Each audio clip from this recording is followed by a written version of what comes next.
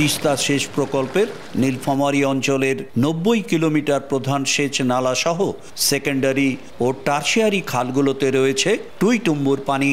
পানি উন্নয়ন বোর্ড বোরো রোপা লাগানোর শুরু থেকে খালগুলোতে পানি প্রবাহ নিশ্চিত করেছে। ফলে কৃষকেরা তাদের নিজস্ব পদ্ধতিতে সেখান থেকে পানি নিয়ে জমিতে সেচ দিচ্ছেন। এতে বিস্তীর্ণ জমিতে এখন সবুজের সমারোহ। জেলায় এবার ৮১,৮৫৭ হেক্টর জমিতে বোরো চাষের লক্ষ্যমাত্রা নির্ধারণ করেছে জেলা কৃষি সম্প্রসারণ অধিদপ্তর। তার মধ্যে প্রায় অর্ধেক জমিতে সেচ সুবিধা দেওয়ায় উচ্ছ্বসিত কৃষক। মৌসুমের শেষ পর্যন্ত নদীতে এই পানি প্রবাহ থাকলে অতিরিক্ত ধানের ফলন বাড়ার পাশাপাশি উৎপাদন খরচও কমার আশা তাদের।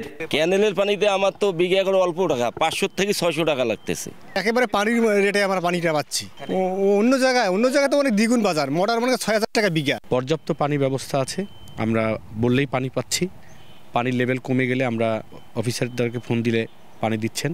পানি উন্নয়ন বোর্ড বলছে, পানির বর্তমান প্রবাহ অব্যাহত থাকলে শেষ পর্যন্ত সেচে সংকট হবে না। আমাদের একটি প্রকল্প চলমান রয়েছে।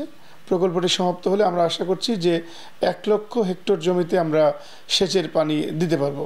নীলফামারীর ডালিয়া ও সৈয়দপুর এবং রংপুর বিভাগে মোট 252টি পানি ব্যবস্থাপনা সমিতির মাধ্যমে সাধারণ কৃষক সেচ সুবিধা পান।